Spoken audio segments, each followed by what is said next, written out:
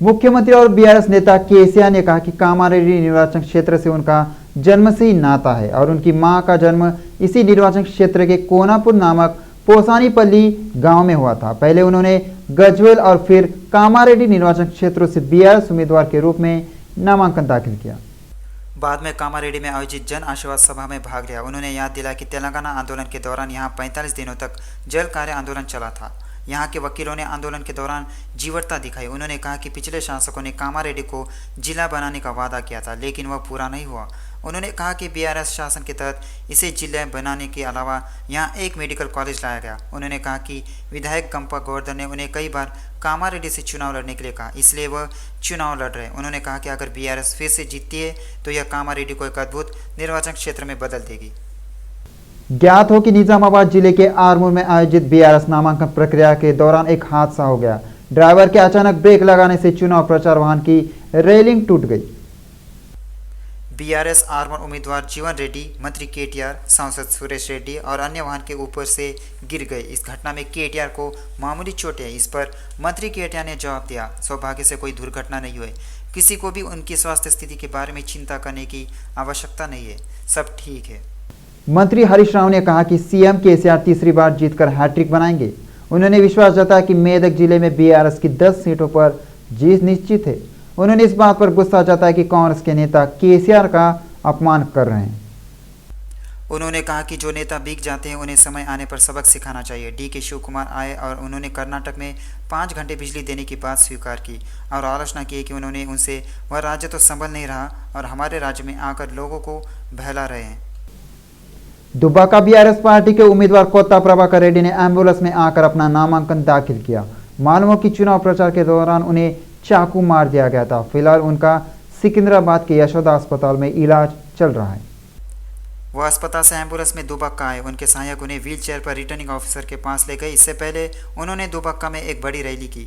इस कार्यक्रम में मंत्री हरीश राव भी शामिल हुए। 30 अक्टूबर को दुब्बका निर्वाचन क्षेत्र के मीरूदोडी में चुनाव प्रचार के दौरान गटानी राजू नाम के एक व्यक्ति ने उन पर चाकू से हमला किया। उसने उनके पेट में चाकू मार दिया था।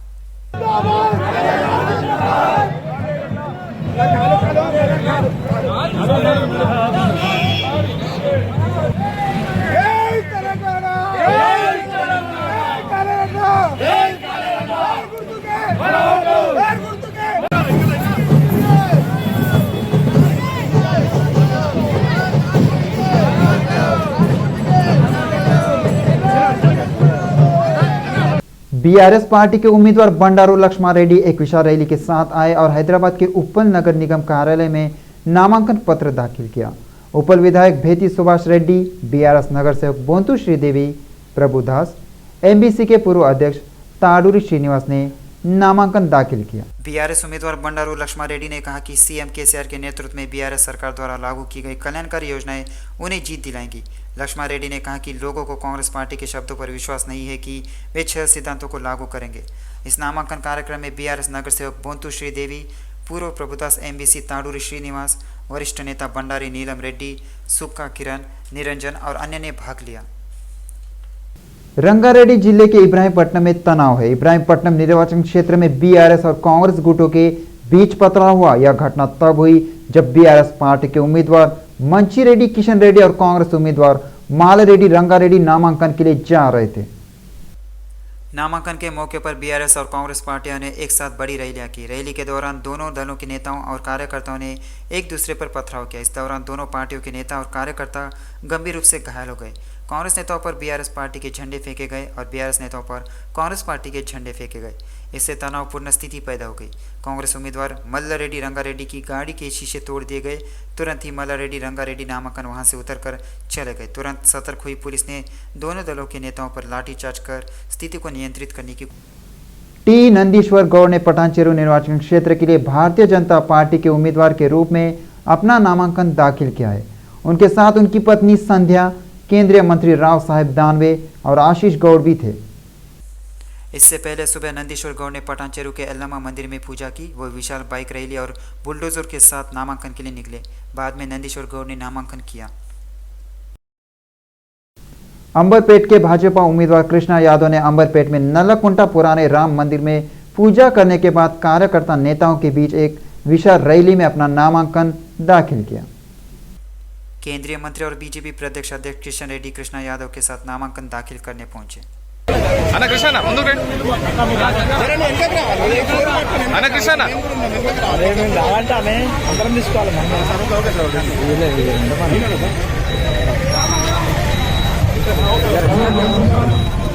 మీరు వెనకకి వస్తే బాగుంది. నువ్వు జరుగు నేను తీస్తున్నా జరుగు అన్న నువ్వు నేను తీస్తా కదా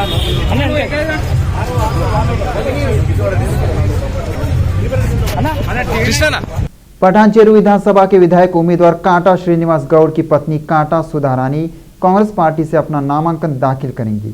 वह पठानचेरू में चुनाव रिटर्निंग ऑफिस में कांग्रेस का खनवा पहनकर आए थे। कांग्रेस विधायक प्रत्याशी कांटा श्रीनिवास गौड़ की ओर से उनकी पत्नी कांटा सुधारानी ने नामांकन दाखिल किया। कांटा सुधारानी बिना किसी शोर शराबे के सिर्फ चंद लोगों के साथ नामांकन दाखिल करने पहुंची और चर्चा का विषय बन गई। प्रपोजल ఉన్నారా లేరా లేరు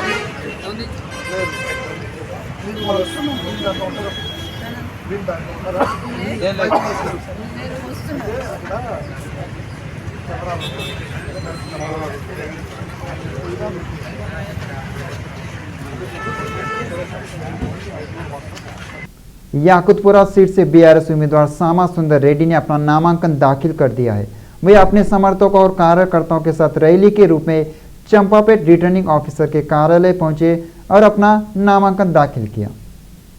सुंदर रेड्डी ने कहा कि बीआरएस एक बार फिर सरकारी कल्याण योजनाओं की हैट्रिक हासिल करेगा। उन्होंने विश्वास जताया कि इस बार याकुतपुरा विधानसभा क्षेत्र में गुलाबी झंडा फहराया जाएगा। कार्यक्रम में पूर्व नगर सेवक सामा स्वप्ना रेड्डी, प्रभाग अध्यक्ष मेट्टू भास्कर रेड्डी और नरसिंह राव उपस्थित थे। श्रीनिवास एवं अन्य ने भाग लिया।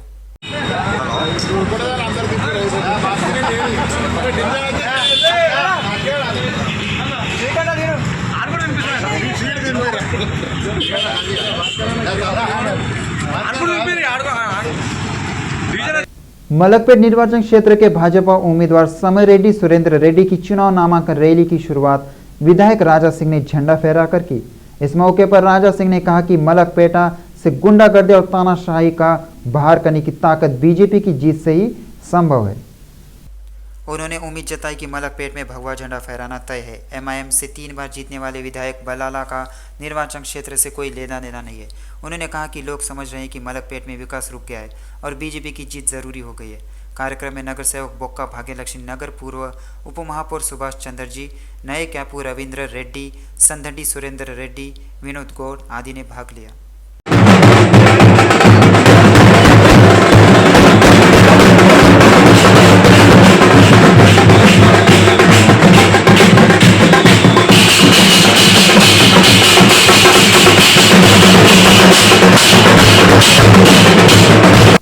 राज्य में विधानसभा चुनाव की प्रक्रिया निर्णायक दौर में पहुंच गई है। इस महीने की 10 तारीख को समाप्त हो रही समय सीमा को देखते हुए राज्य भर में नामांकन की प्रक्रिया जोरों पर है। कांग्रेस उम्मीदवार विजय रेड्डी ने खैरताबाद में नामांकन दाखिल किया। उनके साथ संबंधित दलों के नेता और कार्यकर्ता भी रिटर्निंग अधिकारियों के कार्यालय आए। विजय रेड्डी खैरताबाद से बड़ी संख्या में कार्यकर्ताओं के साथ नामांकन के लिए रवाना हुई। उन्होंने विश्वास जताया कि खैरताबाद की धरती पर कांग्रेस का झंडा लहराएगा। उनका कहना है कि वह दानम नागेंद्र को ऐसे हराएंगे कि उनकी जमानत भी जब्त हो जाएगी। कहा, सब लोग मेरे साथ हैं।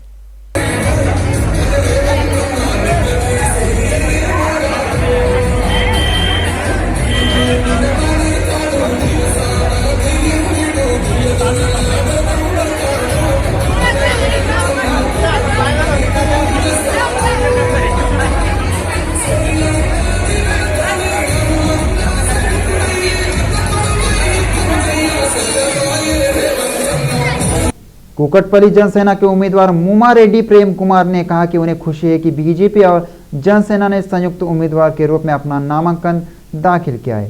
केपीएचपी कॉलोनी से जनसेना उम्मीदवार मुमा रेड्डी प्रेम कुमार ने भाजपा नेताओं के साथ एक रैली का आयोजन किया। इसके बाद वे जीएचएमसी कार्यालय पहुंचे और नामांकन पत्र जमा किया।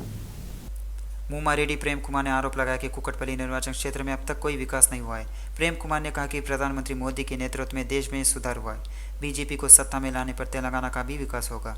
प्रेम कुमार ने कहा कि विधानसभा क्षेत्र में कई समस्याएं हैं और अगर वह जीतेंगे तो समस्याओं को दूर करने का काम करेंगे।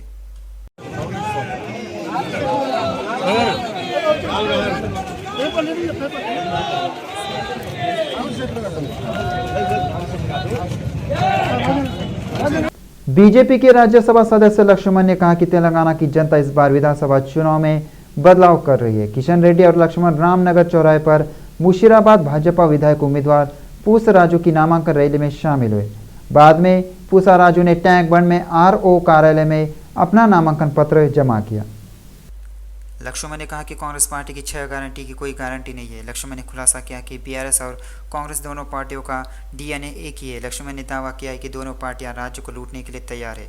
लक्ष्मण ने आलोचना की कि कांग्रेस और बीआरएस पार्टी की विचारधारा छिपना और चोरी करना है। लक्ष्मण ने मुशीराबाद के लोगों से चुनाव मुशीराबाद के भाजपा उम्मीदवार पूसा राजू को भारी बहुमत से जीताने का आग्रह किया।